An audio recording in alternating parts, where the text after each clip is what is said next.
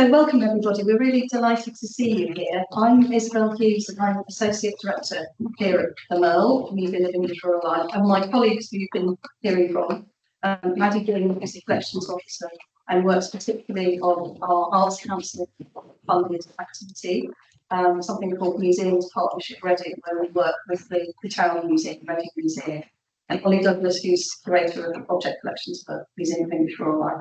And together we've created this programme with some wonderful guest speakers, some of whom have come quite a long way. We are quite a select little gathering, which is quite interesting because we, I think you might have seen from the programme that this is us back on track, that we were originally going to be part of an AIMA meeting, a congress in fact, a big meeting of all the members in 2021. And of course, COVID got in the way, and we turned ourselves into a virtual congress, which was, I think, Ollie, reasonably successful, wasn't it? But it wasn't the same as being able to see what we have. So we wanted to have the opportunity to share this. And there's a bit of an experiment going back to face after all the years of COVID and things moving online. I think we very much value the opportunity to share this more widely on our various channels. So we hope to be able to do that. And just to mention our two organisations. So I'm a committee member, as are some others here, of AIMA, International Association for Agricultural Museums. And we're a membership organisation. We have a very reasonable annual subscription. And we have institutional membership as well. And it's really a meeting place for people in agricultural museums, but also working on rural projects of all sorts. So we're a broad church, interested in academics, people working in different types of wildlife trusts and so on, but having an interest in agriculture and rural issues. And the Rural Museums Network is a subject specialist network that was originally set up in partnership with, I think, Museums, Libraries and Archives Council of Britain, and is now sort of sponsored a little bit by the Arts Council, but it's a membership for United Kingdom museums, but it does welcome international members, I think. Membership fees, it has a very small, yeah. I must say, for those of you who haven't ventured into it, it is an absolute bargain, and it is a mine of useful information, not least to everyone putting up images of things they found in their stores that they So do look at each other's organisations, because I think it's really important for us to work together. But also, I hope during the day you may find that you can talk to someone from the other organisation and see where there's a meeting of minds. So we're going to start off today talking about Our Country Lives, which is the big redevelopment project that the MERL was involved in nearly 10 years ago now, but we'd like to present it, at least to start with, as an innovation, because we've never really shared the ins and outs of how we got there before, and then move into what we're doing, building on Our Country Lives. So I shall start off, if I can get this going. Okay. This is an image of our museum in its very early days, and the museum was established by the university in 1951, and it was really a project of the agriculture department. So academics who were very clear that agriculture was changing radically post Second World War, and could see that traditional ways of farming were disappearing, and they wanted to record them. So it was very much a sort of salvage operation of the early technologies that are not motorised, don't involve the combustion engine, and they made connections with farmers that they knew, but also farmers that they met at agricultural shows. And this is an image of the museum setting up its camp in Newton Abbot, I think, in 1950s, 52. Yeah, so you can see that they would make a pitch to farmers to say, you know, what have you got? What are you getting rid of? Can we purchase it, or would you donate it? And we still have parts of this in our collections. We still have the sign, which has been up in the museum, which is a lovely thing. And also these sort of model model ploughs that are on stilts here. I believe we still have them. We haven't quite moved them from the galleries. Yeah, they were on display at the Festival of Britain the year before. So they formed a series of displays about ploughing. Yeah.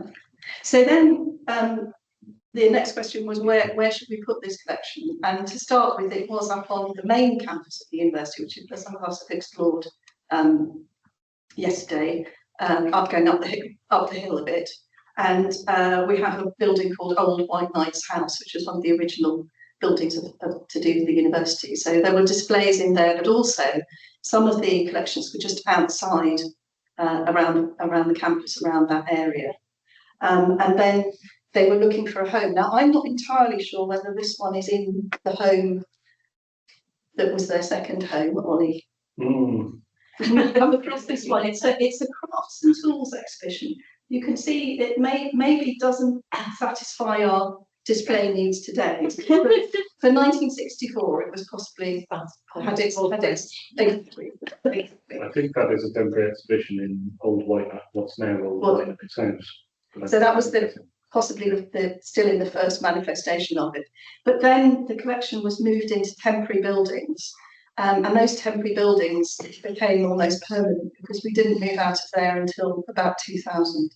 And the collection got bigger and bigger and very difficult for people to see all of it, but also to research any of it because it was so crammed in. And then the university got behind a lottery scheme and we were able to move down into this building. And the gallery that you'll see with the object collection was a new build from 2000-ish and opened around 2004. Now, I started here in 2011, and one of the things that when I interviewed for the job, I had to do a presentation on what did I think I would want to do. So I'd say these are rather biased photographs because I was thinking, yes, I need to flag up where it's not really working and what we could do about it. But so there may be better images that other people might say, no, it did operate well. Going into the entrance, it happened that the construction of the building had a wall fairly prominently early on in what was the reception area. And that meant that you couldn't see what was beyond the wall. So you had no idea what you were going to find. And to compound that, they put an audio-visual there, which was actually very, very good. But I rather gather that you know, as it often happens, if you have an audio-visual that's continuously playing, it annoys the hell out of the staff. Eventually, they said, "Well, we'll not put it on unless people request it." So what you walked in on was a black screen with a very small image in the middle, which appeared slightly random. And the other thing that happened with the presentation, which was wonderful, was that there were objects behind this glass, this black glass, and they would be lit one by one, and they were wonderful. But you didn't. A lot of people never saw them because they didn't know to ask about the AV. So it was all a bit puzzling. There was a very good area for people to sit around. As you can see, we've got these sort of sitting room type chairs, and there were some activities going on. You can see a plastic tub with toys and things. There were some pretty good things going on for under fives. But then you would start the visit going around the corner where you can see the wheels, and they're up high, which was an interesting innovation, but somewhat puzzling. Why you would walk in and find them up there, and it was very much an open storage sort of scheme with some interpretation. That's a bit further into it, and projects were divided into types of materials. So it started off with a very big wood section. So it would have a couple of wagons in it to do with that, but then other wood things. And then there was metal, which had a lot of the knives and cutting tools and so on. And then there was straw and there was leather. But actually, a lot of people didn't realise that. So it became something that was a treasure trove. It was fantastic, but you didn't quite know where you were going and what you were doing. And it got busier and busier because they started off with a huge empty space and then thought, we've got to put all the collection in. And then we have no off-site storage for the object collection, so they literally had to fit everything in. And so every few yards you would come across a wagon, because we have rather a lot of them. And they were sort of used as barriers between different bits of displays. But it was quite a burden to have to interpret a wagon and then another wagon and another one throughout the display. So these were some of the things that I thought about. This was an area which was made to look like a tree. So it was to make the connection between the wood and how people have used wood to make things. So we had a series of sort of butter stamps of various sorts. You can see there's a handle for a spade or something hanging. So some interesting ways of dealing with the collections. And this wasn't when I was here, but it's an example of, this was the temporary exhibition space.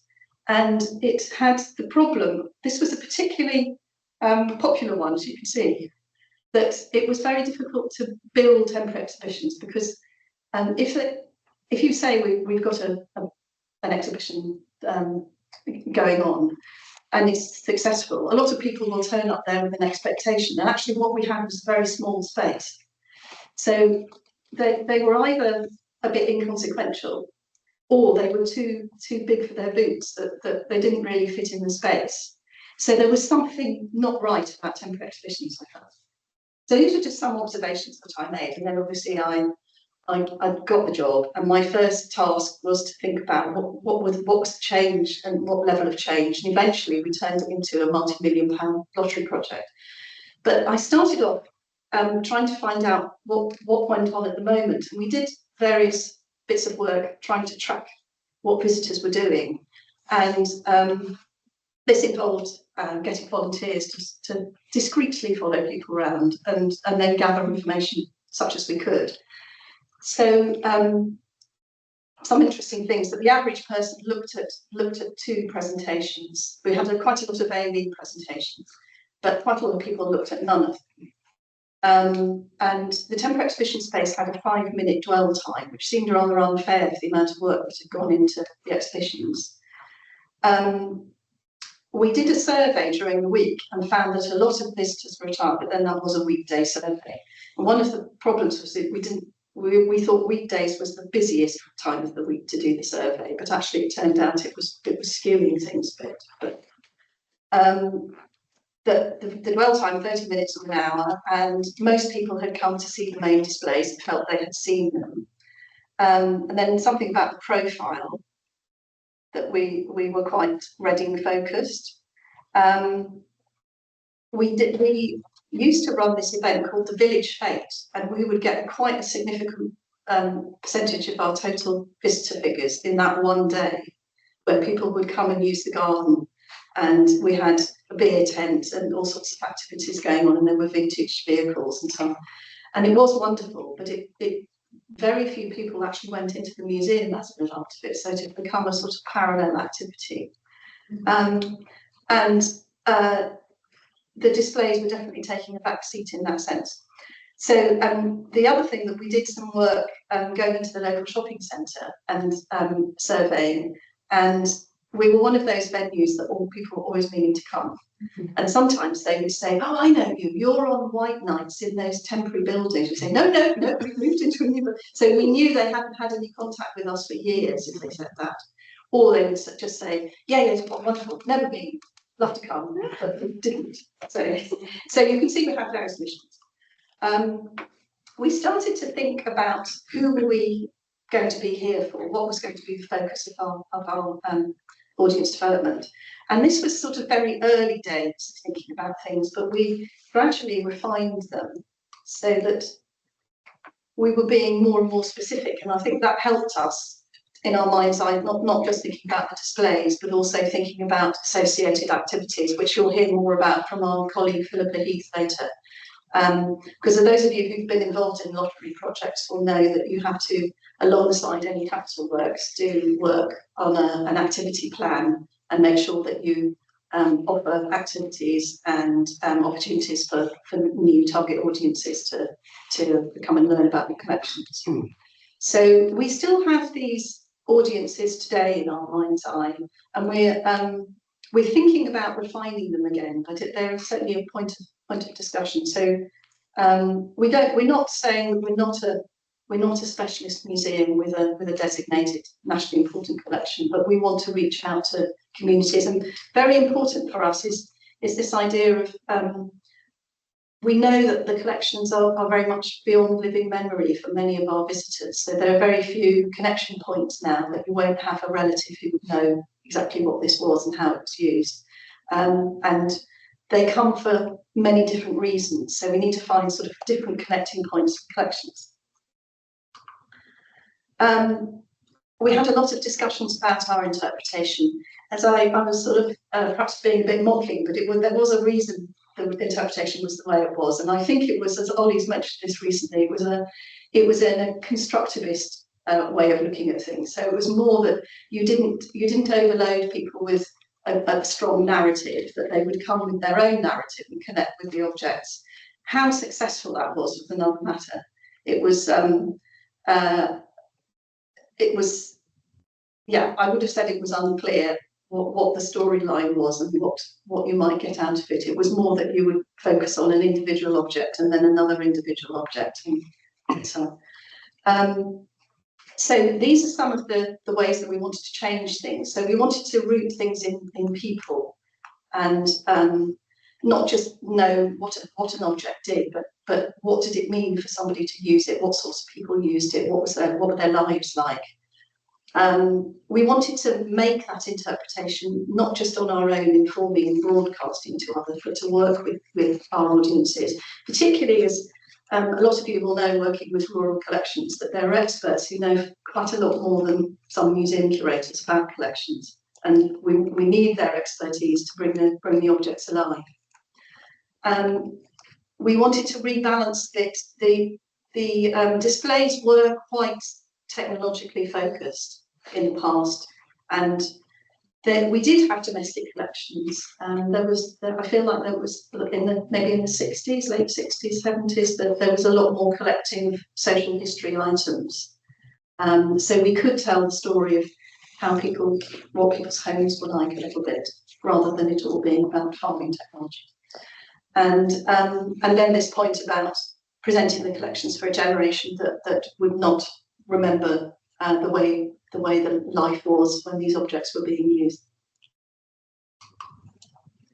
So here are some of the things that come from our activity plan, and this was something we submitted to the lottery to say this is how we're going to move forward, and they come in different themes. So this is how MERL would work about thinking about the countryside. So we were going to move away from telling the story of agriculture and farming as the focal point. Adopt a critical perspective on the countryside as a construct full of meanings and in flux. So we wanted to challenge people about issues relating to the countryside, and that's very much what you'll hear more of from Ollie in a bit. But the English countryside is explored in interesting, revealing, unexpected, critical and fun ways. So maybe surprise people, because I think a lot of people think they know what a rural life museum is going to be like. And we're not like that. You know, we don't operate machinery. We're not farming. We're not an open air site. We're a different kettle of fish. And maybe to surprise people into thinking this is something that you would be interested in.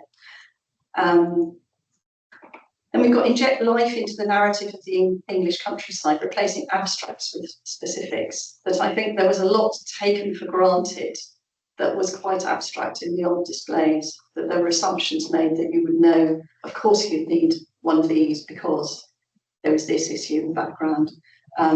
But we'd try to be very specific about what farming life was like. And then placing people again at the heart.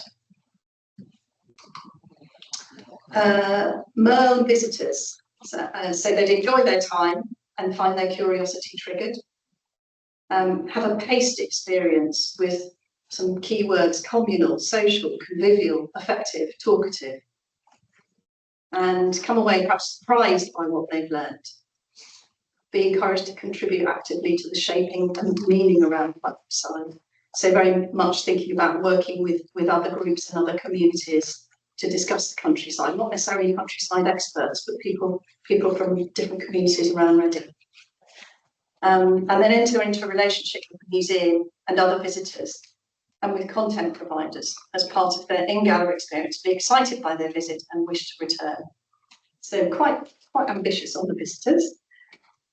And then delivering the interpretation would be encouraging visitors to relate to what is unfamiliar, past or mysterious, unknown or historical through personal stories. So that, how would it be for me? What was it like? How can I relate to that experience? So quite sort of personal things. Create open-ended narratives around objects and stories, which allow visitors to make their own meanings and be relevant to all. So quite ambitious, I would say. And some of the key things that we thought we didn't have that we really needed. More space dedicated to reception and shop. And I think that goes to I suppose it's that John Folk type way of thinking of a museum visit. Is the museum visit for the visitor is everything that happens. It's not the bit where you engage with the objects, it's the how you get there, how you heard about it, what motivates you, who you're visiting with, how you feel when you're in the display. So I think we were a bit abrupt in the past about you walk in, think, oh, what do I do now? So we've put a lot of effort into our welcome area. In fact, we've expanded it quite significantly with capital work. Signage, we weren't very good on that. Our designers pointed out that we had, they started their visit again coming from the station. Of course, we don't, unfortunately, have any brown signs that come from the station. We do have brown signs coming from further, actually up the hill, down here, but there still aren't lots of signs around saying where is the museum if you come into Reading Town Centre. But also signage once you get here, that we had a scheme where there were narrative panels, and then there were also individual labels that were tied onto objects, and there were also some interactive type questions, and they'd all been done at different times in different fonts and different people. So something that was improved in that way. Learning facilities was a practical thing, that the building that we moved into, an architect had designed the learning suite to be good enough for about 20 people, and the average school group is about 30 people. So we were sort of 10 short, and that was the physical thing, that we had to knock a section out of the welcome area to accommodate a large group of people. We needed to look at all our AVs, which are very interesting, or were very interesting, but we knew that people were only looking at one or two of them, so maybe they weren't as engaging. Some of them we've reused in different ways, but we want to review them. More flexibility in the display space. That's a tall order, and I'm not sure we've ever achieved that one, but it certainly was an aim, that we could take sections out and move things around. We have, I think Ollie will describe this when we get around, but we've got two sections we've changed in not living memory, within the last 2 years. But it's become yeah, we realise the challenges of it. It's like unpicking a piece of knitting or something. You take that bit out and then you think, oh, I've got to change this, this, and this, and this, and it can unravel quickly. Wireless in the galleries, and that's, touch wood, it will work today. That has been an ongoing problem for us, but we have had it boosted, and we do rely on it quite a lot because we now have information that's supplied via QR codes for people, so it's been important. Opportunities for object handling, and we have been looking recently at object handling for people with visual impairments, and what is the experience going around the museum if you're visually impaired, and where can you handle things. But in the initial stages, it was about setting up a protocol for which of the objects that can be handled from our whole collection, and how do we have a process where they can be selected and used and cared for. So we now have a sort of designated area where we keep handling material that's used in events, and we have volunteers as well who come and do object handling sessions regularly in the galleries for any visitor. Yeah, we want to have trained volunteer interpreter demonstrators. To some extent, we've achieved that. We have regularly welcome volunteers who are at the beginning of the displays and explain to people what's going on. We do have volunteers come in and do things for special events, but I don't think we've ever got as far as there being interpreters in galleries. And one of the issues is we can get the volunteers in, they're very keen to do it, but then the peaks and troughs of the visits themselves, they don't want to come for 2 hours and see 3 people. And it's very hard to guarantee, except with events, that there'll be enough of a throughput of people to talk to. Major revision of the website, which I won't talk about today, but do look at our website because we sweated blood over that over the years. And it's now, I think, is much friendlier, but also very multifaceted. And we've been doing blogs. We've recently started to launch podcasts. We use QR codes that link people back to the website and try to put as much information as possible. The latest challenge that we're looking at is this business of who are the browsers and who are the searchers that want to pinpoint and find an individual item. And as a result of that, we're working on what we call a generous interface. And that is the ability to welcome anyone. That if you're just interested to see what we have, you can move around quite freely and know where to find different things. But if you're absolutely looking to find, do we have this book, or how many of these particular objects do we have, you can find that easily. And it's been quite a challenge for us. Yes, we will ask the lottery for money to do with our particular learning activities. So these are some of the capital works drawings. So you can see on the left-hand side is what it used to look like, and on the right is what we built. So we extended an area of the welcome space out into the garden. And with the glazing, yeah, I think it's very successful in making you feel sort of part of the garden before you get there. It makes it more of an attractive place to go out and do things. In order to create what our designers called I think it was an interpretive spine, the building was basically a big shed, and the objects created the walls, if you like. What they said was that this was far too confusing and we needed to locate the objects within smaller spaces. So we have now got interior walls. And in order to get people down the museum, we had to create one spine, one area, which is an area that's known as town and country, which is a long bit rather than a small enclosed room. And to do that, we had to pull the wall out slightly to create the access. One of the things about the original building is it has an awful lot of pillars. And when the museum was empty, it must have looked really cavernous. Actually, you're hard up against a pillar quite regularly, which creates some problems in moving around the space. And then we created an extension on the end of the museum. And you will see why we did it, but it was essentially for one artefact, and it's one of our Festival of Britain wall hangings, and it just fits in the space. And we had a bespoke case created for it, and it was an artefact that we had always wanted to show, and thought, no, it's impossible. We can't show this massive hanging without being able to see it. So we built a space with the right conditions for it.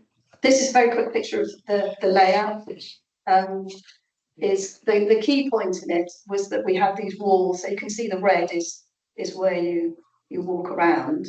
Some of it is not exactly what we produced in the end.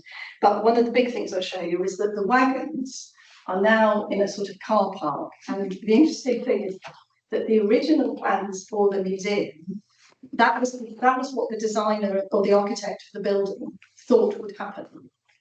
And everyone said that is really dull and it won't bring the wagons alive. So when it was first, the collections were moved in, the new interpretation scheme, the wagons were everywhere. And when we started working with our designers, thinking about storylines and which objects would fit, they would say, right, well, we start with a blank space. We'd say, well, no, we don't start with a blank space because actually all our collections have to be in the building. And so because in the past there'd been a wagon there, we'd have a storyline. And they'd say, well, you have these sorts of objects. And we'd say, well, we also need to put 2 wagons in there. We need to put 3 wagons in there. And they were tearing their hair out. And then eventually they appeared and they said, we've had an idea. And it was this. And we said, oh, that was the old idea. And they said, no, this works so much better, please. So they are there in a car park. But what it does enable you to do is to compare and contrast, and we've created a more of an interpretive scheme that's about the areas that they come from, which a predecessor of ours, a curator, Garrett Jenkins, wrote a seminal work on what were the differences between wagons made in different parts of the country. And it enables us to be wagon free elsewhere. We do have, is it 2 we've got? We've got one in Car and 3 wagons. 3 wagons. We've still created around the place. That includes the bar, which we've acquired Yes, since. we haven't stopped. We stuck another one in. We stuck another couple Yes, because but we've returned the load as well. yeah, we've contained them a little bit. So that's the plan. You can see the garden is quite a significant area of the museum, and I'll talk a bit I think tomorrow about that or later on today. And this comes from our designs. I don't know how visible it is, but this is just to show you some of the process we went through. This is a space that you will see soon, which is our year on the farm. And so there was a lot of discussion about what goes where, what's the scheme. And you will see that there is a spring, summer, autumn, winter scheme going on there. And then behind that, there are what are the activities? So that we've covered the things that happen in spring, the things that happen in summer, so on. And the route as well. And we did this for every space. And then beyond that, the designers did these elevations, because what we've ended up with is a combination of the artifacts, the interpretation, the written interpretation, but also the archives that we have to support things. And for instance, we had used photographs in the past, but they tended to be added on, so you'd have a booklet with photographs. But we've used the photographs in order to explain what the object's about. So as near as we can do it, if there is an artifact, we try to show a person using it. And then we don't have to write a label about this was done for blah, blah, blah, blah. You can see it from the pictures. And a lot of work went into the sight lines of these. So that you're probably not aware of it unless you sort of think about it, but nothing is there by chance. It's all about where's your eye line and which are the big objects and the smaller objects and which ones can go near the front of the displays and which ones further back and how to see them. And I don't think we could have done any of this without a design team. And I think it's worked very well for us, showing a massive range of objects. Last few slides, I want to show you some reactions, and it's very difficult to. We're now onto our 4th comments book, and we're looking at trying to get some software where we can start sort of keywording which are the things that come up. But you get the qualitative stuff is really interesting, but I don't think it's been possible to say there's a majority view about this or that so far. What I can say is that we have very high ratings on things like TripAdvisor. We recently took everything off Google to look at the reviews we have on Google, and very, very high scores on those. And we get a lot of positive feedback for events. And I would say that I'm guessing when we do the comments book in a statistical way that the comments are very positive there. Of course, you can say that it's people who like things often make comments. But in my experience, there are people who hate the displays who also make comments. So this is typical of people saying, it's very rare for you to make such an effort to explain things, have large print, wonderful visit. if people have seen a film, they then think, well, why didn't you make another film? And we all know that these sorts of projects are quite expensive and difficult to do. And we're very lucky that we have, a predecessor of mine did a series of 10 films about crafts, and they work really well, but having the money to do a whole set of other ones would be a whole project in its own right, but maybe we should do. And yeah, it's very pleasing to get international visits and people motivated. They're not all wonderful though. Excellent collection, but sorry that a number of items are not fully labelled. Also, much of the collection is not properly displayed. We were turned out of the mezzanine gallery. I have no idea why they were turned out of the mezzanine gallery. It might have been that they arrived at 5 o'clock. Yeah, I don't think you should wait. This is a fantastic and socially significant collection. The public should be able to see it and appreciate it fully. And then this one, very, very good work in terms of rearranging and finding innovative ways to show the museum's rich properties to the audience. But reading on the storyline that Britain voted to leave the EU when actually it was 52% of that voted to do that in 2016 is quite misleading and upsetting for the rest of the 48% that thought otherwise. I very much hope to see this revised in the future. We have another one where we've got a small section that's devoted to hunting.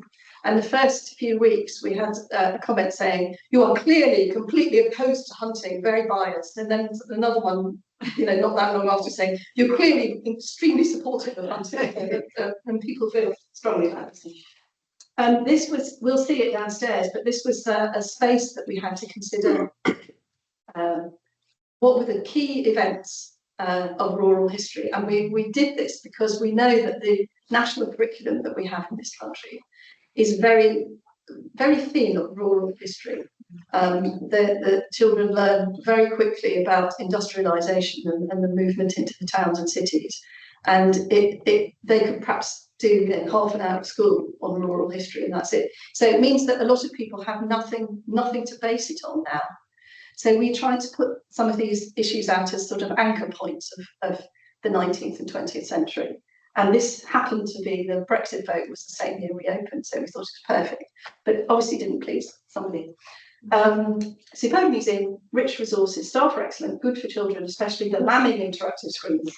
Please label the displays. This is a theme that carries on that we are still grappling with, which is that we were putting more information than had ever been out, but in some ways, the more you provide, the more people think, what else do I need to know? And we talked to the designers about being very object rich and how we would label things. And they said, whatever you do, don't have an individual label for every object, because you'll walk around and there'll just be a sea of little white paper things, and it will ruin the drama of seeing the collections. So we went along with them, and they said we should use postcards, which you can see downstairs. And they had an idea that we would somehow sell a portfolio of these postcards, and it would be a themed thing that would make us lots of money. We never got beyond creating the postcards themselves, which have silhouettes of a section of the display and then a numbering system. And you can see the outline, and the numbering is really the catalogue number, so you can find it on an online database.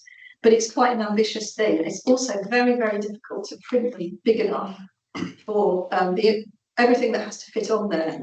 Because the postcards are A5, and somebody said they're way too small. So I tried to blow them up to a good size for visually impaired, and they were like this.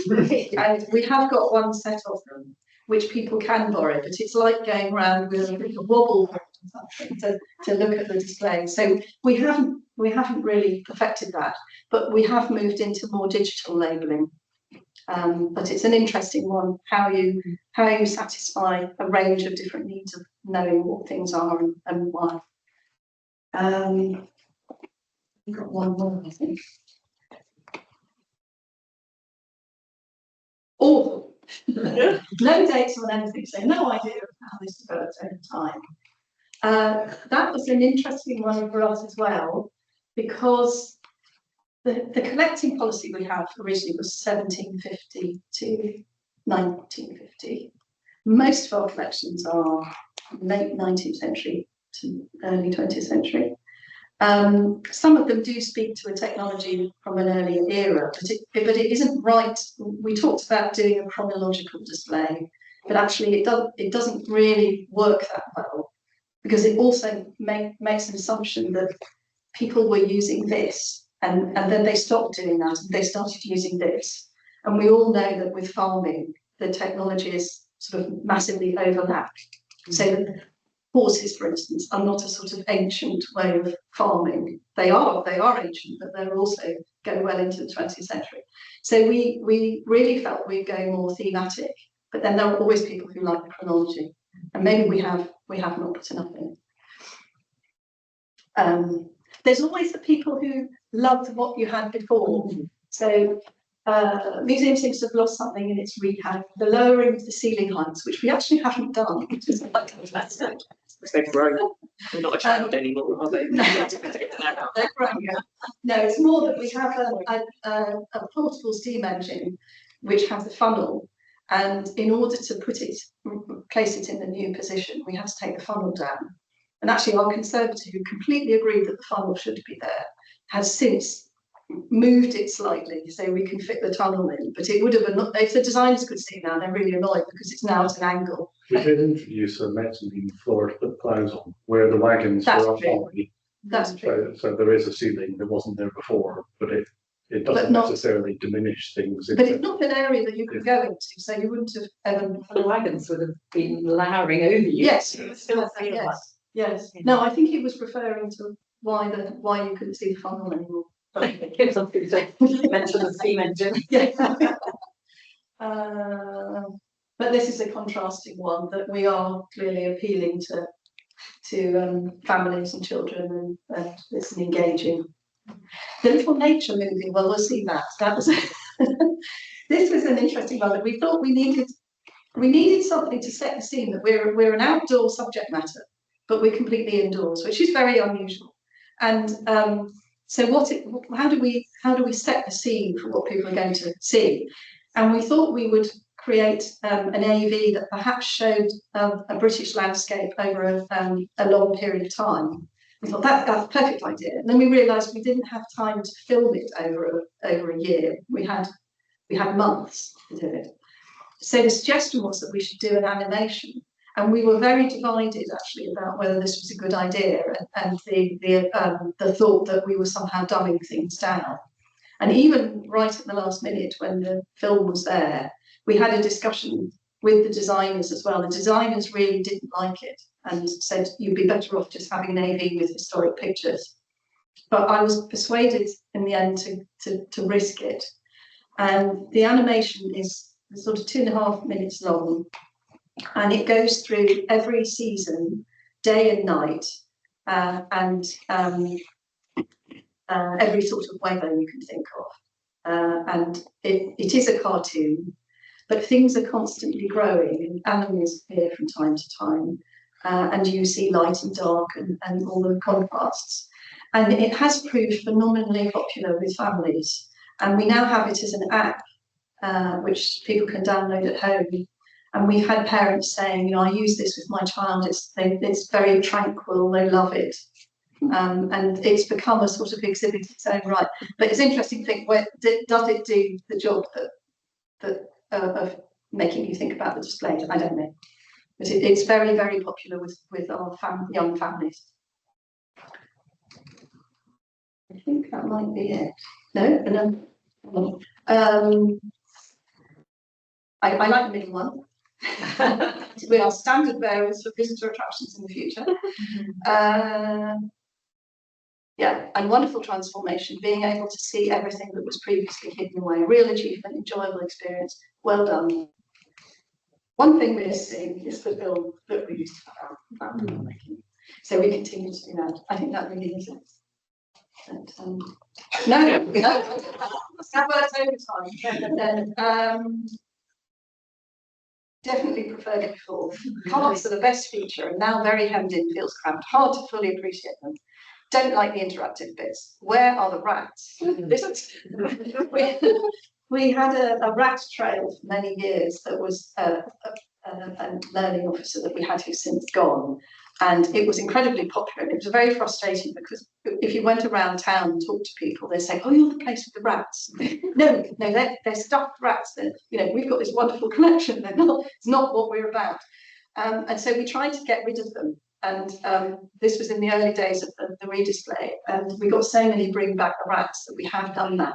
They look a bit more like hamsters now. We've invested into some. They're rather more beautiful looking rats because they were sort of the cheapest IKEA rat before. But we do have to keep them in there, and the rat spotting activity for children, it will never go, I think. It's a little more nuanced than it was, because we did have Karen Sayer, who's a professor of agricultural history, feed into advising on that. She had a fellowship that was focused on pest management and particularly on rats on farms. Yes. So they're located, Yeah. some of them are located in places that make sense in a kind of agricultural context kind of way. Yeah. Not that you necessarily know that. So that really is it.